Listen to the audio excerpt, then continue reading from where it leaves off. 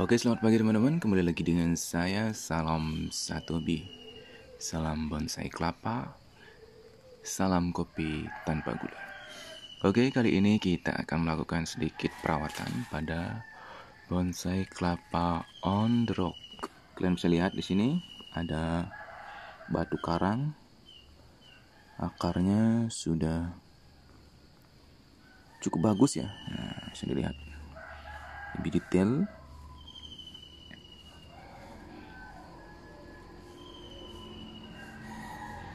Sudah meliuk.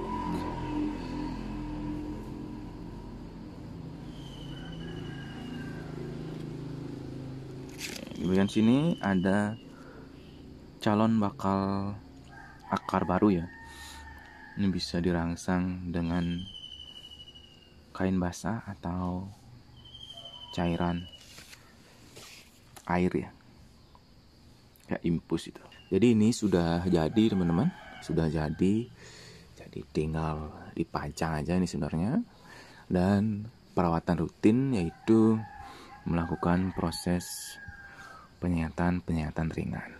Ini adalah jenis kelapa coklat ya, hijau coklat, pelepahnya coklat dan minion. Nah, sebelumnya ini memang jenis minion, cuman batoknya agak bulat, jadi saya ganti dengan minion yang batoknya lebih lonjong.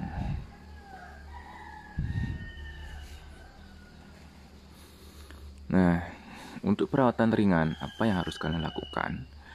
Itu ini dia, melakukan penyihatan tapis perlahan. Oke, langsung saja kita praktekkan. Oke, untuk pisau saya letakkan di sini, pisau-pisaunya. Nah, ada kuas, ada batu asa, ada pisau agak melengkung. Jadi kali ini kita akan gunakan pisau yang kecil ini saja. Ya, kurang lebih saya ada beberapa pisau juga. Jadi kalau bosan yang ini pakai yang itu, kalau bosan yang itu pakai yang ini. Ya, bolak-balik gitu aja. Ini dia teman-teman. Jadi kalau kalian sudah jadi punya bonkla, jadi tetap aja dirawat ya, jangan sampai diterbengkalai ya. Jangan nggak dirawat, nanti susah sendiri. Nanti udah jadi malah nggak dirawat, itu prosesnya akan lebih lama kita membentuk lagi ya. Kalau udah gini kita tinggal sehat-sehat tipis-tipis sambil ngopi, sambil menikmati hari-harinya, waktu luangnya, agar tidak stres ya. Jadi berkebun atau membuat bonsai adalah salah satu cara untuk mencegah terjadinya stres ya. Oke, cukup segitu. Nah, jadi jangan terlalu ke bawah, nanti bisa risiko potel ya. Nah, ini sudah cukup, tidak terlalu putih sih. Kalau kita ambil ke bawah lagi, dia mungkin lebih putih dan berisiko untuk patah. Kalau sampai di sini patah, ini dia. Kalau sampai sini patah, jadi tunas baru akan ikut patah juga, karena ini di bawah dia. Kalau ini patah, kalian harus mengulang dari nol. Kenapa saya bilang ulang dari nol? Karena dia tunasnya ini akan tumbuh kecil, lalu dua daun ini akan hilang, dia tidak akan ideal. Ini kalau saya lihat dari atas, kan sudah cukup banyak daunnya. Kalau ini hilang kan bahaya nanti. Jadi kalau proses di bagian akhir itu harus lebih berhati-hati. Nah, ini juga bisa disayat. Kalau penyiatan di sini juga tipis-tipis saja, tidak perlu terlalu banyak ngambilnya.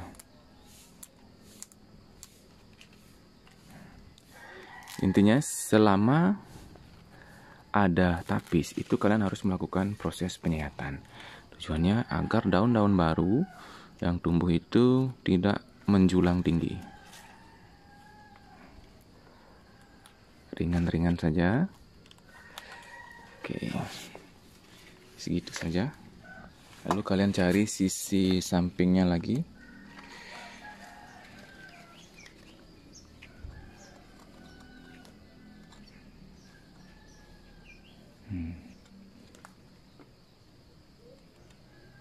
Jadi ini daun yang ini sudah bisa dilekukkan ya kalau sudah terlepas dari tapis ini.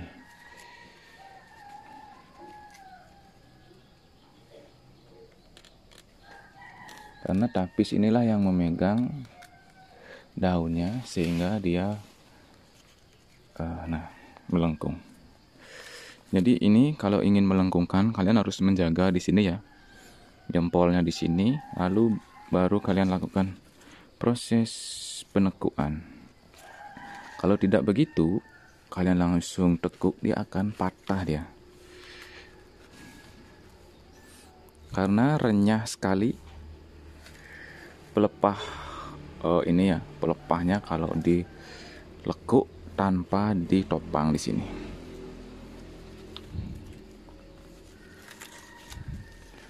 Karena ini sudah sering kejadian pada kawan-kawan kita pencinta bon.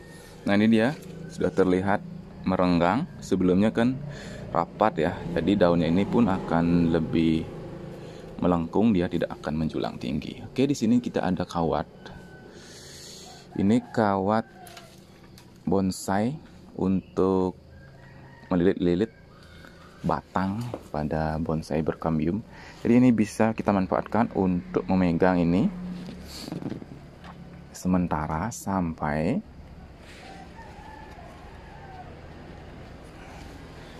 pelepahnya ini kuat.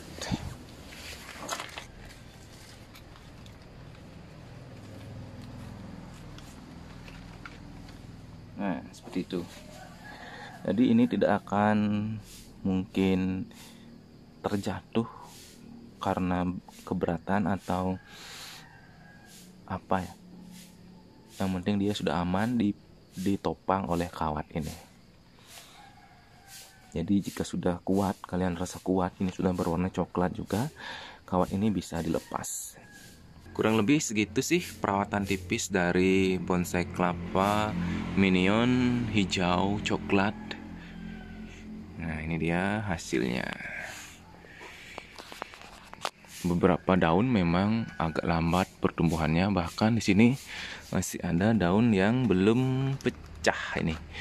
Ini baru belajar pecah, masih saya pertahankan. Ini masih ada juga daun salaknya.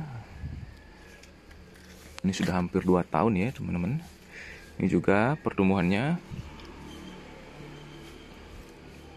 masih ada daun yang agak kuncup di ujungnya. Nah ini kurang tahu juga apakah dia akan sempurna pecahnya apa gimana.